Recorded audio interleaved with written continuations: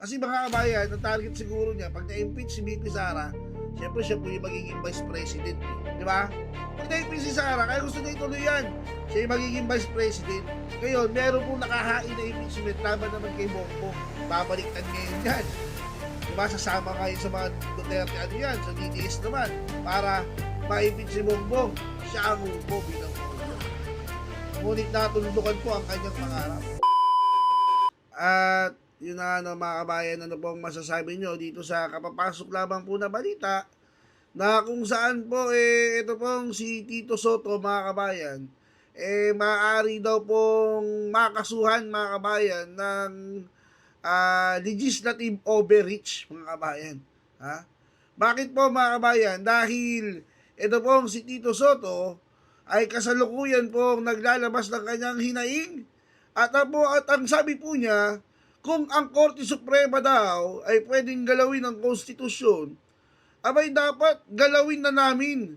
Kami ang may kapangyarihang gawin ito, mga kabayan. Kumbaga, ang gusto po niya, mga kabayan, parang gusto niyo pong tanggalan yata ng kapangyarihan ng mga judges, mga husgado, o di kaya ay gusto po nilang baguhin ang ating konstitusyon, mga kabayan.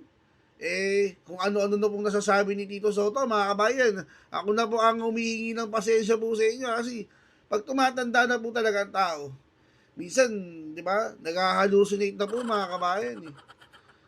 Baka ganun na po yung nangyayari dito kay Tito Soto baka lang po di ba, pag tumatanda ka, kala mo parang, di ba, minsan may mga ganyan, nagsasalita na lang mag-isa, kung ano-ano na po yung naiisip, yung imahinasyon. May tawag po doon ano may tawag doon? Parang Alzheimer's ba yun? Pag gano'n, no? Baka lang po parang ganyan na po yata yun ang masama dyan, baka mamaya habang nasa Senado yan o sa interview, baka maihina lang po sa pantalon. Kailangan po dapat yan, meron na pong adult diaper. Baka lang naman po. Kasi iba na po yung, iba na po yung naiisip niya Kailangan ng galawin ng mga, di ba? Kung ano-ano na pong naiisip niya mga kabayan, nakakatakot na. Di ba? Yung gawin ng persona non grata yung Chinese ambassador, di ba? Drastic na po Buti na lang, tinutulan kahit na paano ni PBBM yung gusto niyang mangyari. Drastic na po yung pinagsasabi niya itong ngamang to. At patuloy to, palitan na natin ang konstitusyon, baguhin na natin. Di po ba? Nakakatakot po Tito Soto, suportado ang tsa-tsa matapos ang Supreme Court ruling sa impeachment ni Bibi Sara. Kakaiba na po ito mga kabay, nakakatakot po. Nakakatakot po yung mga ganitong pronouncement Galing kay Tito Soto. Grabe, mga kabayan. Kaya nga ngayon, mga kabayan, may bali-balita po na mukhang kakasuhan Mukhang makakasuhan po si Tito Soto ng legislative overreach. Kumbaga, siya po mismo yung sinasabi niya, yung mga husgado daw ang lumalagpas sa kapangyarihan. Mali po, iba na Siya na yung lumalagpas sa kanyang kapangyarihan, mga kabayan. Bilang senador. Iba na po ang naiisip ni Tito Soto. Kumbaga sa kanta diba, kinakanta niya daw, ang impeachment impossible dream na daw. Ang kanta naman natin sa kanya, mga kabayan, bilang senador na nag-aasam-asam na maging pangulo, vice president, o ano pa man, di ba? Kasi mga kabayan, ang target siguro niya, pag na-impeach si VP Sara, syempre siya po yung magiging vice president Di ba? Pag na-impeach si Sara, kaya gusto niya ituloy yan. Siya yung magiging vice president. Ngayon, meron pong nakahain na impeachment laban naman kay Bongbong. Babaliktad ngayon yan. Diba? Sasama ngayon sa mga Duterte sa DDS naman, para ma-impeach si Bongbong. Siya ang upo bilang pangulo. Ngunit natulundukan po ang kanyang pangarap. Ang kanta po para sa kanya ay dumilim ang paligid, nawala ang lahat ng pangarap ko na maging pangulo. Di kasi nila Binoto ako noong nakaraang eleksyon. Kasi gano'n di ba mga kabayan? Tumakbo yung Vice President, hindi nanalo. Kaya siguro gusto lang i-circumvent sa paraan ganyan, pwede siyang maging pangulo mga kabayan. Yun yung kanta mo siguro para sa kanya. Dumilim ang paligid, nawala ang lahat ng pangarap ko na maging pangulo. Ayun ano po yung pinag-uusapan natin patungkol doon sa kaso? Ito po, papaliwanag po sa atin ni Atty. Reserva yung maaaring kahinatnan nito ni Tito Soto sa ginagawa po niyang ganyan na pa-interview kung ano pinagsasabi dito sa mga husgado ng Korte Suprema. Ito, panoorin po natin mga kabayan na si Atty. Reserva. Atty. Reserva! He Pasok! is not the proper party to say it. First, he is not a law student. Second, he is not a law professor. Yung sad feeling kasi, personal yan. Now, nakakatawa kasi yung comment niya, may nagko-comment na who happens to be my student in Constitutional Law 1, Law 2, and Constitutional Law Review. Sabi niya, hindi naman kami sad. So, at saka kita mo yung mga comments doon, talagang adverse sa kanya. Hindi naman pwede yung ganon kasi kung i-insist yung theory niya, siya din pwede rin ma-accuse ng legislative. I am one of the petitioners and my daughter is one of the lawyers. Opo, reaksyon po ninyo. Ngayon na pinaboran po ng Korte Suprema itong ang panig po ng depensa patungkol nga po dito sa impeachment complaint laban po kay Vice President Sara Duterte. How long does it take to sound confident and clear when you speak? All it takes is 28 days to become. Feeling humbled, kasamang Admar, and I am proud to be part of the team under the leadership of our team, lead counsel, Attorney Bobby Torion. Opo. And I'm so privileged to be a part of this team. Historic and landmark decision declaring the impeachment complaint against the Vice President as unconstitutional. Opo. Attorney, ano ba yung implikasyon po nito, legal na implikasyon nitong unanimous decision nga po ng Supreme Court patungkol nga po dito sa impeachment complaint laban kay Vice President Sara Duterte? Ano ang mga mahalagang punto na dapat maintindihan ng taong bayan kung ikukumpara mo doon sa desisyon naman ng Supreme Court sa Francisco case? Actually, it's very timely and very encouraging. Historic also in the sense that the Supreme Court has been given an opportunity to, as the defense team said, lays down clear and authoritative guidance on the constitutional limits and proper treatment of impeachment proceedings. Kasi ang nangyari noon, we will start from the impeachment of former President Erap Estrada. Yung second mode, yung kinuha yung 1/3, di ba biglaan yun? Saka hindi na nga after the prayer, sabi kaagad ni former Speaker Manny Villar, who was part of that operation, who was part of that movement, na after prayer, sinabi agad niya, because 1/3 has been achieved, then this complaint will constitute as articles of impeachment and it shall be forwarded to the Senate and trial in the Senate shall forthwith proceed. Nangyari din yan sa kaso ni former Chief Justice Corona na yung sa tawag na blitzkrieg approach, breakneck speed na pinamadali masyado para maipadala doon sa Senado. So, yung sinasabi na second mode na one-third, naging parang by history, ginawa yung parang weapon at saka political tool. Naging abusive yung conduct ng House dahil sa sinasabi nila under the Constitution, the House of Representatives shall have the sole power to initiate all cases of impeachment. Yung sole power, parang sa feeling nila, kung anong gawin nila, wala nang makakapigil sa kanila kasi sole power and authority. Now, the Supreme Court said, no, you cannot do that because under our framework of government, meron tayong separation of powers. Now, the Supreme Court is the final mediator. When the Supreme Court will mediate constitutional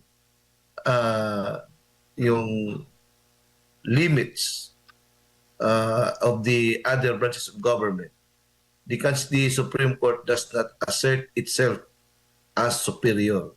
What it asserts is the supremacy of the Constitution. So dito na pagbigyan ng pagkataon kasi sa time ni former President Estrada, wala na because when the impeachment complaint was already forwarded to the Senate, parang naging moot and academic na yung what happened in the House of Representatives kasi naka-assume na ng jurisdiction ang Senado, so wala na pagkataon ng Supreme Court to make a ruling. Nakagawa sa ng pagkataon yung panahon, yung Francisco case.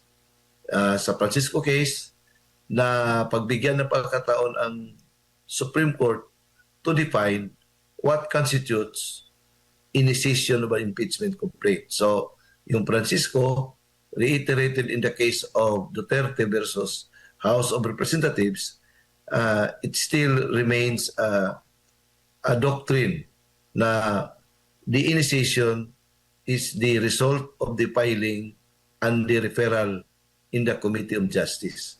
But in the case of Vice President Duterte versus House of Representatives, ang Supreme Court ay nagsabi naman ng mga guidance. Sabi niya, hindi pwedeng i-freeze ninyo yung impeachment complaint doon sa Office of the Secretary General. Kasi parang ginawa na ninyo ng Secretary General as superior body over the House of Representatives. Na parang kung pipiliin lang nila kung anong impeachment complaint ang i-forward doon sa Speaker. Kasi the moment the complaint is transmitted or referred to the Speaker's office, yung 10 days na requirement, mag-apply na yan. 10 days to be included in the order of business. Ngayon, sabi ng Supreme Court, yung meaning yun ng 10 days ay hindi yung legislative session day. Ang meaning yan ay calendar days. So, kung legislative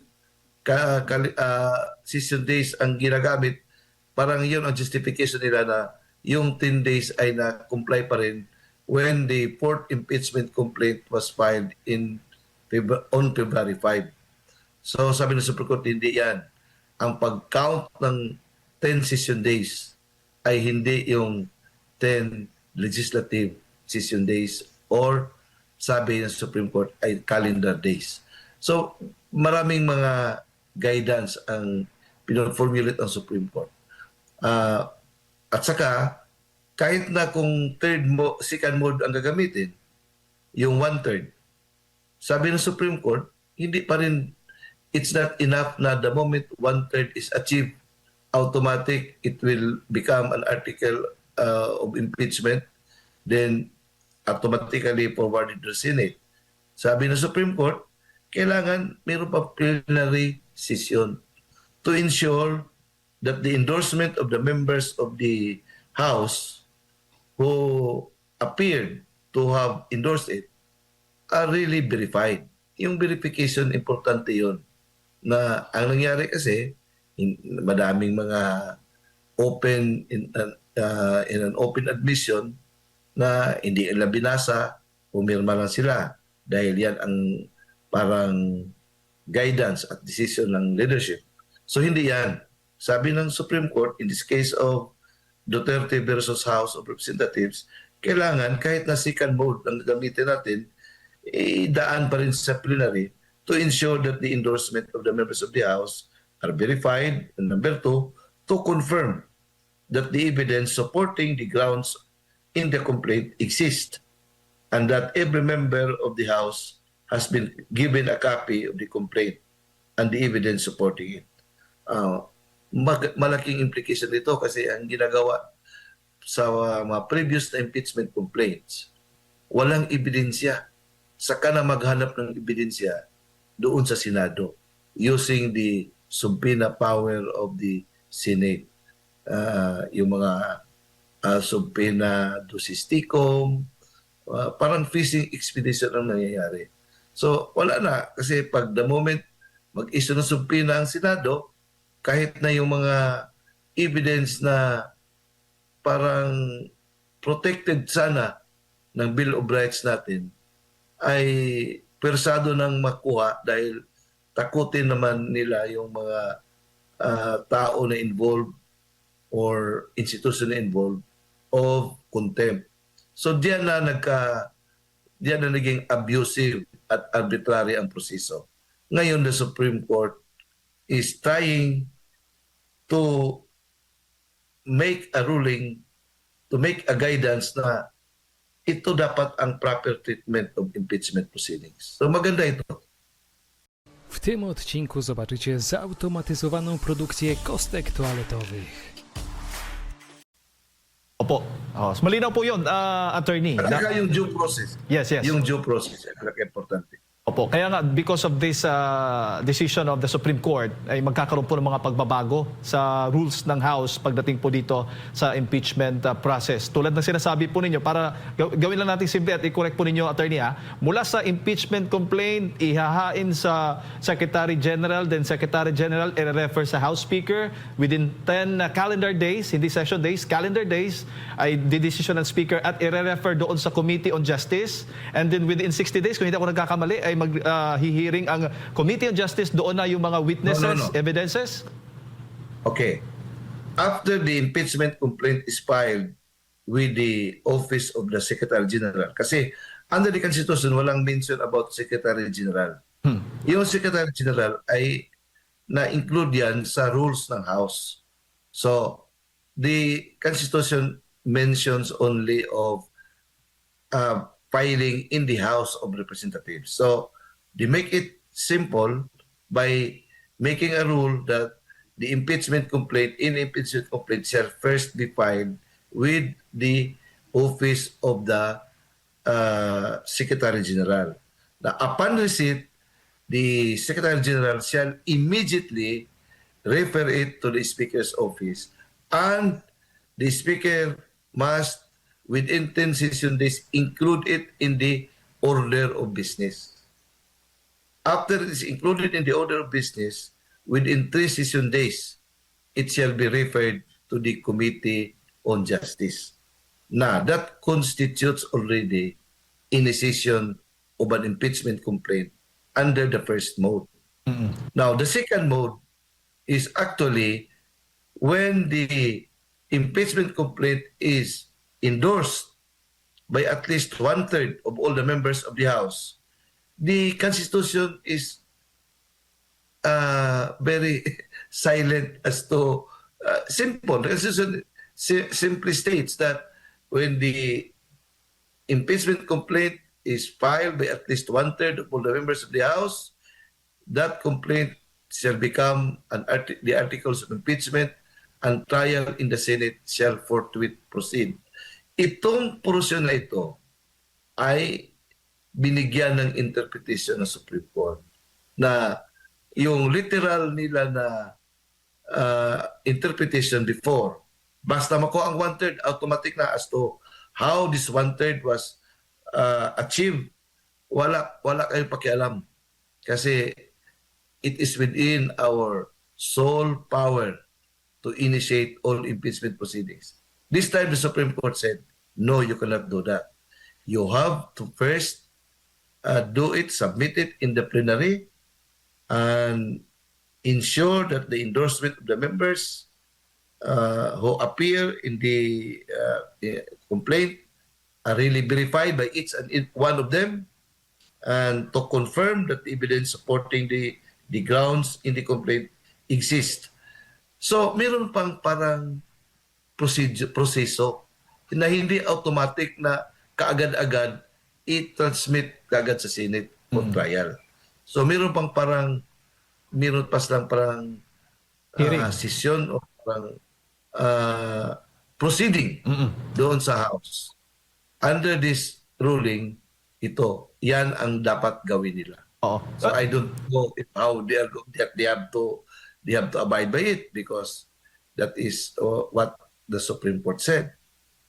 Opo. So ang particular na yung sa proceeding para magsimula ay yung Committee on Justice ba o the plenary mismo, attorney? Yung Committee on Justice, mag-apply yan under the first mode. Ayun. Yung first mode, hindi nagsabi na 1/3. So kahit isa, dalawa lang ang nag-file ng impeachment complaint,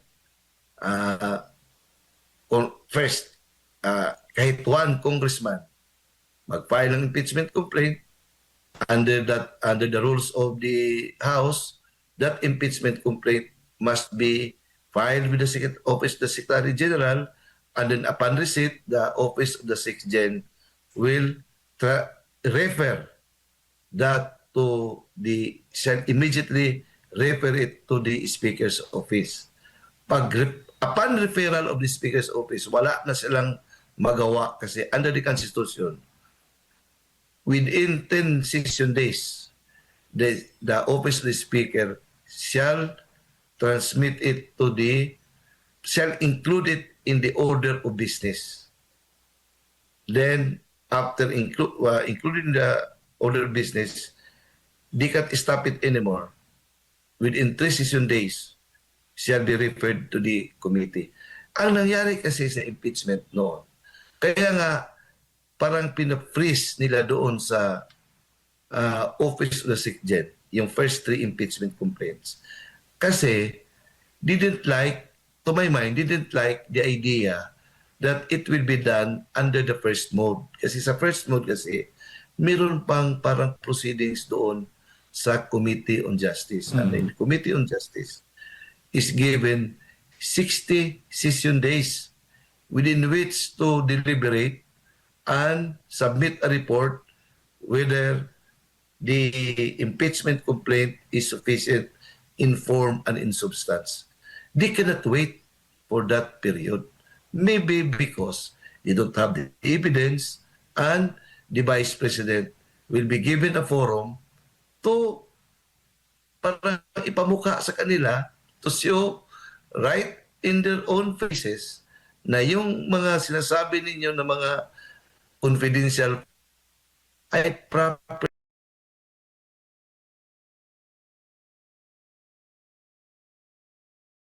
Hi, you guys also roaming around here? Hey, we ain't roaming. Get ByteSim Unlimited. Always connected. Properly used and properly used. Ngayon, nila ayaw nilang ganyan eh. Kaya nga, ang ginawa nila,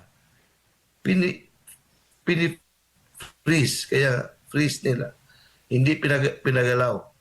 The Supreme Court said, hindi pwede yan. Walang power ang Office the SecGen to hold the impeachment complaint na parang on their own whims and caprices, saka lang nila i-forward doon sa Speaker's Office. Kasi they waited for the complaint that will be signed by at least 1/3 para hindi nadadaan sa Committee on Justice, doon na lang ipasa sa Senado. Kasi sa Senado wala na, parang pintakasi na doon. Yun ang gusto nila na objective. Ang problema lang, hindi tinanggap ng Senado under the leadership of Justice Escudero. So kaya nga, nagkakaroon ng window yung Supreme Court to make a study as to whether the process made by the House is in accordance with the Constitution. And it was found out that what they did was abusive and arbitrary. Po. Yun ang para nabigyan na pagkataon ng Supreme Court to say in their own faces, right in their own faces, what you did is abusive and arbitrary. Po. Correct naman. Attorney, bago ko lang ipasok kay Partner Admar, so generally nakikita po natin na yung desisyon po ng Supreme Court ay base po sa technical failure, no? Technicalities ng procedure po ng House of Representatives at hindi po doon sa merits po ng complaints o ng reklamo laban po kay Vice President Sara Duterte. Ang tanong ngayon, pwede po bang mag-refile ulit ng impeachment complaint at with using the same grounds po laban po sa Vice President Sara Duterte at kung hindi ako nagkakamali, yan po ba yung mangyayari on February 6?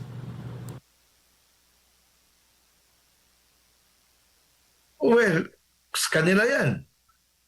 Ang problema, whether it can generate support or not. Paano yan ibinta? Atin-atin to, hindi na ito constitutional discussion. Ang sa atin lang, paano ba ito maibinta?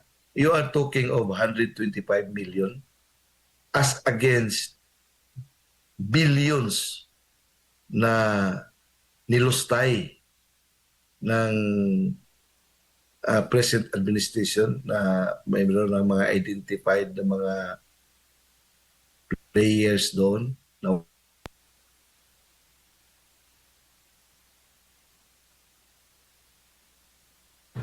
Yes po, Attorney. Attorney. kasi maliit ano. Opo. Ang point dito ay kung tama si Toby Tiangco, paano pa meron ba silang moral ascendancy to pass judgment?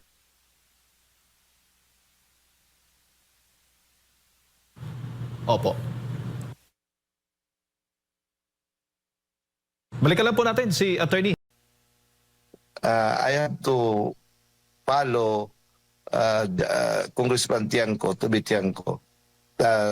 Tiangco's thinking. How can the House parang make a judgment, pass judgment on the morality of an impeachable official na sila mismo, members are suffering from serious question on credibility.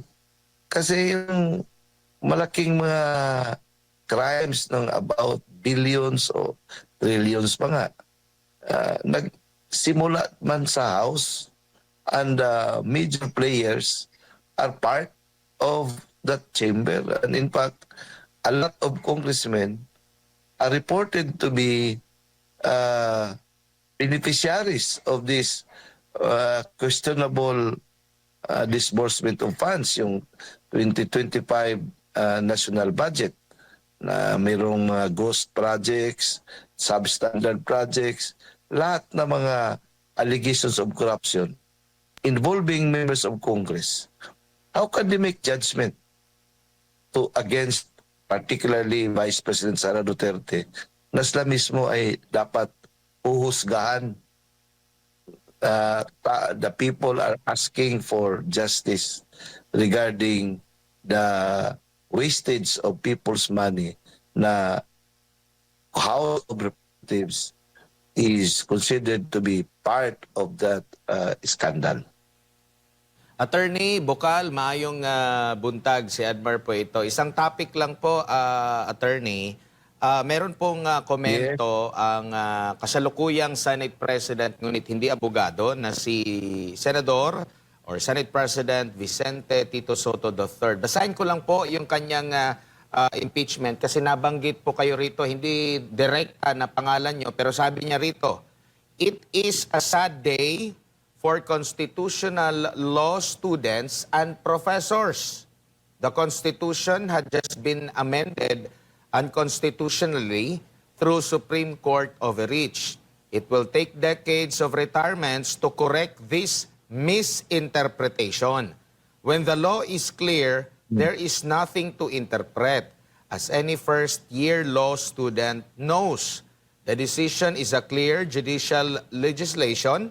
The SC, as written in their decision, admitted of introducing a rule for Congress to follow in the conduct of impeachment, a clear encroachment on the power of the legislative branch as provided for by the Constitution. Impeachment is now an impossible dream. Ano po ang masasabi nyo rito? Kasi nabanggit kayo bilang abogado, bilang profesor, attorney. Salvazar. Iba-ibang chow fan toppings, iba-ibang walk sarap. Starts at 99 pesos. Okay, kaya nga we have to be magnanimous in victory. Pero parang he is not the proper party to say it. First, he is not a law student. Second, he is not a law professor. Yung sad feeling kasi, personal yan. Now, nakakatawa kasi yung comment niya, may nagko-comment na who happens to be my student in Constitutional Law 1, Law 2, and Constitutional Law Review. Sabi niya, hindi naman kami sad. So, at saka kita mo yung mga comments doon, talagang adverse sa kanya. Hindi naman pwede yung ganon kasi kung i-insist yung theory niya, siya din pwede rin ma-accuse ng legislative overreach. Yung judicial overreach kasi, kuan yan subjective yan. Depende yan kung ayaw mo yung ginagawa ng Supreme Court na ang Supreme Court ay final arbiter of all constitutional issues. Kasi pag wala tayong arbiter, kanya-kanya tayong interpretasyon, maging anarchy yung ating bansa. Kaya may stabilizer dito. Ito yung iyan ang role ng Supreme Court. Kaya nga, the supremacy of the Constitution ay ginagampanan niya ng Supreme Court. Kaya nga, when the Supreme Court will allocate and mediate constitutional boundaries, what it asserts is not its own superiority, but what it asserts is the supremacy of the Constitution. Sila yung guardian ng Constitution. So yun ang interpretasyon nila. Ngayon, with all due respect, si Soto is my fraternity brother, Brother Mason yan. Ang masabi ko lang, parang off-tangent yung sabihin niya na sad day kasi he has never been a law student and he has never been a law professor. Para Pwede siguro magsabi yan yung mga Opo. proper party. Opo, para di siguro masad din si SP Tito Soto, attorney, ano mo na lang, i-join mo na lang sa pickleball mo. Magaling siya maglalaro ng golf. Ilaro lang niya ng golf. Alright, attorney, naku, daghang kayong salamat sa inyo pong oras at sa pagbibigay po ninyo ng